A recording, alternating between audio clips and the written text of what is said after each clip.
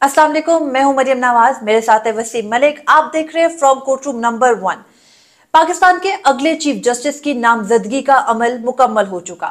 लगता है कि 26वीं आईनी तरमीम का जो मकसद था उसको भी हासिल कर लिया गया है। जस्टिस याह्या अफरीदी को अगला चीफ जस्टिस यानी पाकिस्तान का 30वां चीफ जस्टिस नामजद कर दिया गया है। लेकिन हम आपको इस व्लॉग में ये बताएंगे कि क्या जस्टिस याह्या अफरीदी इनकार कर सकते हैं और उनके इनकार की सूरत में क्या पेशरफ्त सामने आएगी, और उसके अलावा ये कि जस्टिस याह्या अफरीदी कौन है, कहां से उनका ताल्लुक है, उनका करियर क्या रहा, और उसके अलावा अब तक की उनकी जजमेंट से वो किस किस्म के जज साबित होते हैं। वसीम, सबसे पहले ये कि कमेटी बैठी, पाकिस्तान तहरीक-ए-इंसाफ ने कमेटी से इख्तलाफ किया।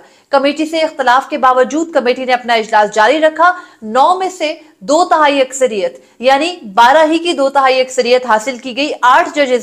8 मेंबरान ने जस्टिस याह्या अफरीदी के हक में वोट दिया और सेनेटर कामरान मुर्तजा ने इख्तलाफ किया। आपकी नजर में जो जस्टिस याह्या अफरीदी हैं, क्या वो इनकार कर सकते हैं? अच्छा, इस सारे मामले में अब जस्टिस याह्या अफरीदी जो हैं वो नामजद हो चुके हैं। 2 पॉसिबिलिटीज़ है ना। वर्स्ट केस सिनेरियो क्या हो सकता है गवर्नमेंट के लिए, वो ये कि जस्टिस याह्या अफरीदी इनकार कर दें, क्योंकि उसमें मुख्तलिफ मौक़ों पर ये बात की जा रही है और इवन के जो 26वीं आईनी तरमीम की गई है उसमें भी ये ऑप्शन रखा गया है। हालांकि एक जज को बाउंड किया जा सकता था कि जिसको कमेटी नामजद करेगी उसके पास ये अख्तियार नहीं होगा, लेकिन हमने देखा कि जब वो अख्तियार मिला तो उससे एक तासुर ये मिला कि शायद वफाकी हुकूमत को भी ये डर है कि वो पहले 3 सीनियर जजेस में से किसी एक का नाम सेलेक्ट करती है, तो वो अगर इनकार कर देंगे तो फिर उन्होंने आगे का रास्ता बताया कि उनकी इनकार की सूरत क्या होगी। दूसरा, ये जो बात गुज़श्ता चंद दिनों से डिस्कस हो रही थी वो मेरे नज़दीक भी सबसे अहम है, वो ये है कि जस्टिस याह्या अफरीदी का जस्टिस मंसूर अली शाह से ताल्लुक, और क्योंकि जस्टिस मंसूर अली शाह और जस्टिस मुनीब अख्तर को सुपरसीड करके ये नाम सामने आया है, तो क्या जस्टिस याह्या अफरीदी जो हैं वो अपने ताल्लुक की लाज रखेंगे या इस सारे मामले में जस्टिस मंसूर अली शाह जो हैं वो भी जस्टिस याह्या अफरीदी के साथ ऑन बोर्ड होंगे। और तीसरी और अहम बात कि अब जस्टिस याह्या अफरीदी जो है वो अगर ये ओहदा कबूल करते हैं तो वो 3 साल के बाद हो जाएंगे रिटायर। यानी अगर वो 26 अक्टूबर 2024 को हल्फ लेते हैं तो 26 अक्टूबर 2027 को रिटायर हो जाएंगे। अगर वो चीफ जस्टिस का हल्फ नहीं लेते तो फिर उन्होंने रिटायर होना है 2030 में, यानी कि उनकी जो सर्विस है 3 साल के लिए वो कम होती है। तो इस सारी सूरत-ए-हाल को देखते हुए अब देखना यही है कि जस्टिस याह्या अफरीदी जो है वो क्योंकि मैं ये बताना चाहता था कि ये बिला वजह कोई डिस्कशन शुरू नहीं हुई, इसके पीछे कोई कंक्रीट एविडेंस तो नहीं, लेकिन एक संजीदा गुफ्तगू जरूर हो सकती है। मुझे ज़रा ये बताइए, जस्टिस मंसूर अली शाह और जस्टिस याह्या अफरीदी का आपस में ताल्लुक कैसा है? ग़ालिबन ये कोई ज़माना है जब वकालत थी तो इनका आपस में बड़ा एक कार्डियल रिलेशनशिप रहा है। देखिए, जहां तक मुझे इल्म है, जब ये तालीम हासिल कर रहे थे जजेस और उसके बाद जब वो प्रैक्टिसिंग लॉयर्स बनते हैं, यंग लॉयर्स, तो इन 3 जजेस ने मिलकर अपनी एक फर्म शुरू की थी जिस फर्म का नाम था, लॉ फर्म का नाम था आफरीदी शाह एंड मिनल्ला। यानी जस्टिस याह्या अफरीदी, जस्टिस मंसूर अली शाह और जस्टिस अतर मिनल्ला ना सिर्फ जज हैं बल्कि देरीना साथी भी हैं। और एक तरह से आप कह सकते हैं कि जब वो यंग लॉयर्स होते हैं तो वो उनका बचपन ही होता है, जवानी के ज़माने से वो दोस्त हैं। और अब इस अमल में आकर वो चीफ जस्टिस ऑफ पाकिस्तान बन रहे जस्टिस याह्या अफरीदी, तो उससे पहले ये तीनों जजेस सुप्रीम कोर्ट के एक छत के नीचे इकट्ठे हुए दोबारा। हालांकि तीनों मुख्तलिफ हाई कोर्ट से हैं। Justice Yahya Afridi Peshawar high court के चीफ जस्टिस रहे, justice Athar Minallah Islamabad high court के चीफ जस्टिस रहे और justice Mansoor Ali Shah chief justice Lahore high court रहे। तीनों जजेस के तकर्रुर के वक्त भी मुख्तलिफ थे और सबसे पहले सुप्रीम कोर्ट में लाया गया जस्टिस मंसूर अली शाह को, उसके बाद सुप्रीम कोर्ट में लाया गया 2020 में गालिबन जस्टिस याह्या अफरीदी को, और फिर 2022 में जस्टिस अतर मिनल्ला को। तो अब जो ये पूरी एक डिबेट बार बार होती है उसमें यह है कि तीनों के जो कॉलेजेस है वो भी सेम ही है जहां से तालीम हासिल की, पहली इब्तदाई तालीम। अच्छा, इस सारे मामले में क्योंकि आपने जब अफरीदी शाह मिनल्ला जो लॉ फर्म थी, जब पहली वकला तहरीक शुरू हुई और जनरल मुशर्रफ ने अदलिया के ऊपर पाबंदी लगाई, तो जो वकला तहरीक थी उसके रूह रवां ये तीनों जजेस थे क्योंकि इनकी लॉ फर्म इफ्तिखार मोहम्मद चौधरी के वकील के तौर पर सामने आई थी। जस्टिस मंसूर अली शाह वकील थे। एग्जैक्टली। तो उसके बाद फिर जब अदलिया बहाल हुई तो इन तीनों को मुख्तलिफ हाई कोर्ट्स में बतौर जज तकर्रुर किया गया। ना सिर्फ इनको लगाया गया, मौजूदा चीफ जस्टिस काजी फैजीसा को बराह रास्त बलूचिस्तान हाई कोर्ट का चीफ जस्टिस लगाया गया था। इन तीनों को जज लगाया गया। एग्जैक्टली। तो उसमें यह है कि अब मतलब इनका जो ताल्लुक है उसमें कोई दो राय नहीं है कि कभी सुप्रीम कोर्ट ऑफ पाकिस्तान में जितने भी क्लैशेस आए हैं तो इतलात के मुताबिक इन तीनों जजेस का, जस्टिस याह्या अफरीदी, जस्टिस मंसूर अली शाह और जस्टिस अतर अतर मिनुल्लाह मिनुल्लाह, का इनका एक वही ताल्लुक रहा जो अरसा दराज से चलता आया है। और इसके साथ साथ कुछ जराए तो ये बताते हैं कि जब जस्टिस याहिया अफरीदी जो हैं वो सुप्रीम कोर्ट ऑफ पाकिस्तान आते हैं, वो अपने चैम्बर में पहुंचते हैं, तो वो अपने चैम्बर से होके सबसे पहले जस्टिस मंसूर अली शाह के चैम्बर में जाते हैं, उन्हें सलाम करते हैं, वहाँ उनकी कोई बातचीत होती है, उनसे मिलकर फिर अगर वो कोर्ट रूम में जाना हो उनका, या उनके जो फ़राइज़ मनसबी हैं वो अंजाम देते हैं। ये कोई रूटीन की प्रैक्टिस है, मतलब ये कोई गैर मामूली इस तरह से नहीं है कि कभी कभार वो जैसे दोस्तों की आदत होती है उस तरह की आदत है। और उसके अलावा वसीम ये भी कि जस्टिस याहिया अफरीदी का जो किरदार है या उनका अभी तक बतौर जज जो कंडक्ट रहा, उसके ऊपर हम कोई सवाल या एतराज नहीं उठा सकते। हुकूमत ने उनको एक मुतनाज़े अमल में शामिल जरूर कर दिया है, लेकिन उनके कंडक्ट कोई हवाले से कोई सवाल मेरे उस हवाले से कुछ संजीदा कंसर्न्स जरूर है, उसका मैं इज़हार कर देता हूँ। मगर अब सवाल ये है कि अगर वो इनकार कर देते हैं तो दोबारा जस्टिस मंसूर अली शाह और जस्टिस मुनीब अख्तर के ऊपर कमेटी को सोचना होगा। बिल्कुल, जो 26वीं आईनी तरमीम के अंदर दर्ज है चीफ जस्टिस के तकर्रुर का तरीकेकार, उसके अंदर ये लिखा है कि अगर एक जज इनकार कर दे तो जैसे कि जस्टिस याहिया अफरीदी के ही उनको ही देखकर ये जो है वो फ्रेम की गई बाकायदा ये क्लॉज, तो इसके अंदर ये दर्ज किया गया है कि बाकी दो जजेस में से किसी एक को सोचा जाएगा। तो हुकूमत के लिए वसीम ये कहना मुझे लगता है कि कोई इसमें इबाहम ही नहीं है कि अगर उनको बकिया दोनों में से पहले चूज करना हो तो उस सूरत में जस्टिस मुनीब अख्तर से बेहतर जस्टिस मंसूर अली शाह ही ऑप्शन होंगे। लेकिन सवाल ये है कि अगर आपने दो जजेस को सुपरसीड किया तो अब उनके पास ऑप्शन क्या रह गया है इस्तीफा देने के अलावा? नहीं, उसके अलावा भी कि अगर दोबारा जस्टिस मंसूर अली शाह की जानिब ही जाना पड़े इनके इनकार की सूरत में, तो कहीं कोई कम्युनिकेशन हुई होगी, कहीं कोई यकीन दहानी कराई गई होगी, कहीं जस्टिस मंसूर अली शाह को सबक सिखाना भी बीच में, क्योंकि आज देखिए ये बज़ाहिर तो नाज़रीन ये कमेटी का काम था जो एक इस मुल्क में जमहूरियत बिलावल भुट्टो जरदारी साहब लेकर आ रहे थे। तो इतलात ये हैं कि कुछ आला शख्सियात जो हैं वो बराह रास्त प्रेसिडेंसी से यानी ऐवान सदर से इस सारे मामले को डोरे खींच रही थी, इन सारे मामले को वो ऑपरेट कर रहे थे वहीं से, और वो एक गैर सियासी शख्सियत थे, आला शख्सियत, और वो दोपहर से यहाँ आगे हिल रही थी, साफ जुबान में एग्जैक्टली। अच्छा, अब इसीलिए मैं एक बात कह रहा हूँ कि अब मैं ये समझता हूँ कि जस्टिस याहिया अफरीदी का इम्तिहान है कि वो जस्टिस भगवान दास बनेंगे या जस्टिस रिटायर्ड जावेद इकबाल बनेंगे। मुझे आपकी इस बात की रीजनिंग चाहिए। आपने कुछ देर पहले सोशल मीडिया पर भी ये लिखा था, जस्टिस भगवान दास कौन थे और जस्टिस जावेद इकबाल कौन थे, ये जरूर नाज़रीन को बताएं। मैं आपको बता देता हूँ। सिचुएशन नाज़रीन तब भी सेम थी। मामला है 2007 का।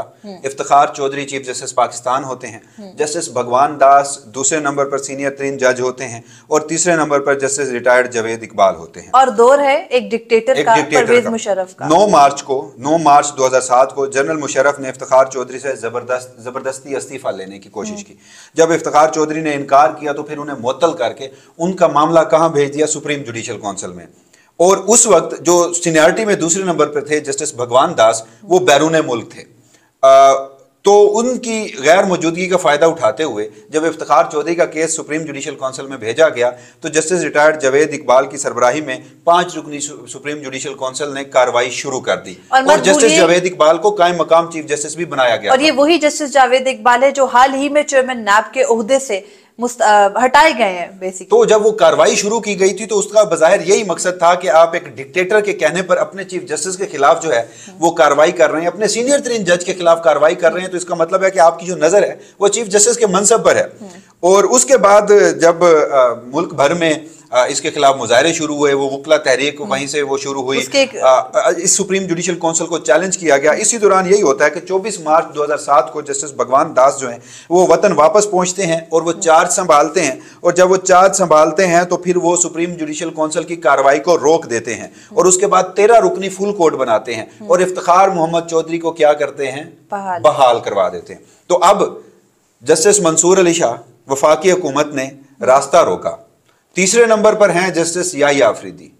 तो उनके ऊपर डिपेंड करता है कि वो जस्टिस भगवान दास बनेंगे, अपने चीफ जस्टिस को बचाएंगे, उनके हक में खड़े होंगे, या फिर क्या होगा कि वो जस्टिस जावेद इकबाल बनेंगे और उनकी नजर चीफ जस्टिस के मनसब पर होगी। वसीम, अगर हम अपने मुल्क की तारीख देखें तो हमारे मुल्क ने जस्टिस जावेद इकबालों को बहुत नवाजा है, उन जैसे किरदारों को कई साल तक ओहदों पर मैं आपको बता देता हूँ। जस्टिस जावेद इकबाल को बाद में एबटाबाद कमीशन, वो जो उसामा बिन लादेन ऑपरेशन, अच्छा, उसके बाद मिसिंग पर्सन कमीशन, नैब में भी उनको इस सारे मामले में चेयरमैन नैब बनाया गया, मुतनाज़े तरीन चेयरमैन नैब रहे, तो उनको नवाजा तो खूब गया है। लेकिन तारीख जस्टिस रिटायर्ड जावेद इकबाल को किस तरह से जानती है और जस्टिस रिटायर्ड भगवान दास को किस तरह से जानती है, मेरे ख्याल में जस्टिस याहिया अफरीदी को भी सारे मामले में हमसे ज़्यादा इस चीज़ का इतराफ़ होगा, क्योंकि वो पहली वकला तहरीक के रूए रवां थे जब ये सब कुछ हो रहा था। गालिबन जस्टिस मंसूर अली शाह अगर इफ्तिखार चौधरी के वकील थे तो इसी सुप्रीम जुडिशल काउंसिल की कार्रवाई में थे, और शाह मिनुल्लाह अफरीदी जो लॉ फर्म थी वो ये मामला देख रही थी। वसीम, एक बहुत बार बार जो बात डिस्कस हो रही है, और आपको पता आजकल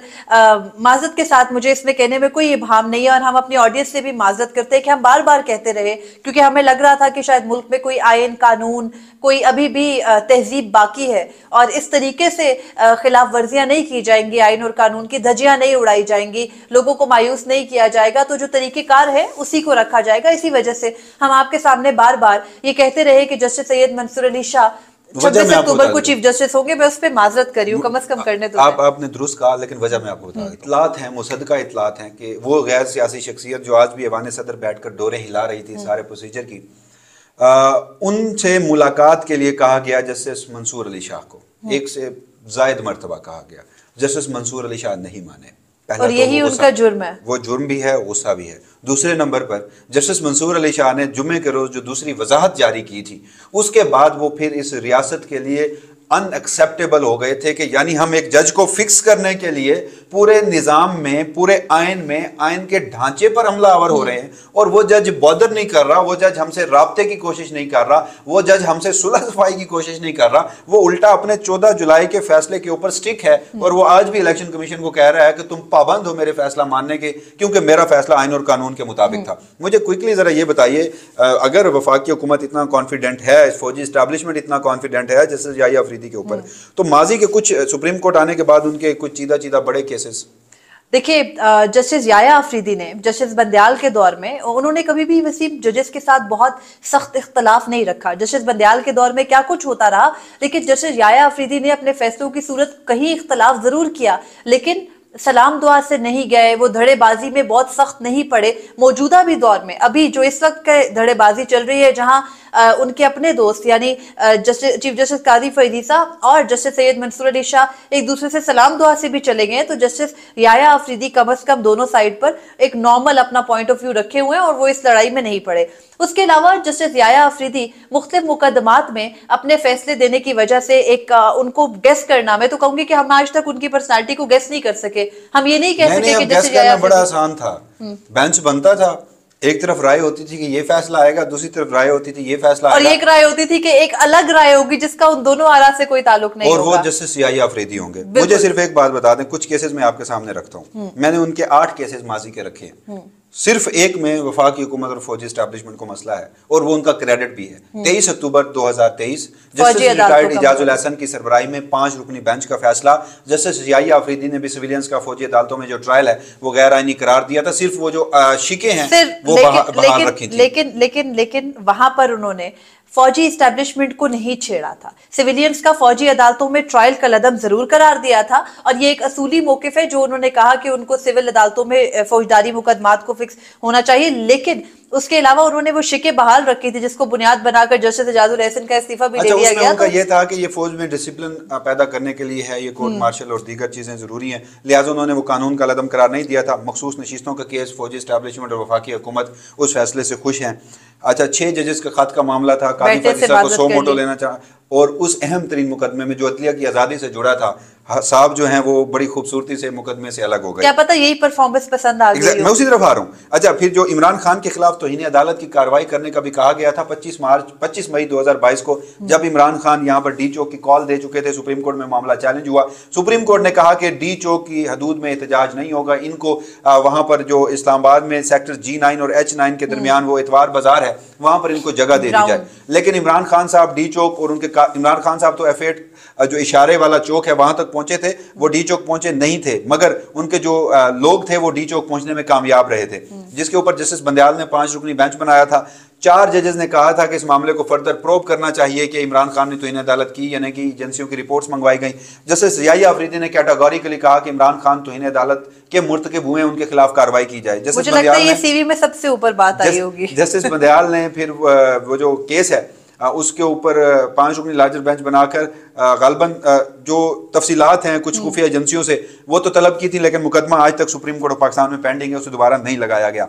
इलेक्शन मैटर जो चीफ जस्टिस उमर अता बंदियाल की जानिब से कि पंजाब में हाँ 14 मई 2023 को इंतखाबात के लिए कहा गया था, तो उसमें जस्टिस याहिया अफरीदी जो हैं उन्होंने उस वक्त जस्टिस मंसूर अली शाह, जस्टिस काजी फैज़ ईसा उस कैंप का साथ दिया कि जिन्होंने ये मामला ही डिस्प्यूटेड बना दिया कि फैसला 4-3 का है, 5-2 का है क्या फैसला जिसके ऊपर अमल दरामद नहीं हुआ था। जुल्फकार अली भुट्टो रेफरेंस, उसमें भी उन्होंने पीपल्स पार्टी को खुश किया उस सारे मामले। बिल्कुल, और जस्टिस याहिया अफरीदी अब तक इन सारे मुकदमात में, एक तो आप ये कह सकते हैं कि वो इंतहाई अनप्रिडिक्टेबल तो है ही, लेकिन उसके अलावा हम पहले भी काफी तफसील से वसीम एक मरतबा उनके किरदार के हवाले से बात कर चुके हैं कि वो अपना दामन बचा के रखते हैं। उनकी कोशिश होती है कि कीचड़ की छींट भी उनके दामन पे ना पड़े, और यही वो बात है, यही वो रीजन है जिसकी वजह से बार बार ये कयासराई हो रही है और ये बात की जा रही है कि शायद वो चीफ जस्टिस बनने से माजरत कर ले। देखिए मुतनाज़ा तो वो हो गए ना, आपने एक आईनी तरमीम की, आपने अदलिया की आज़ादी के ऊपर हमला किया, आपने अदलिया के पर काट दिए,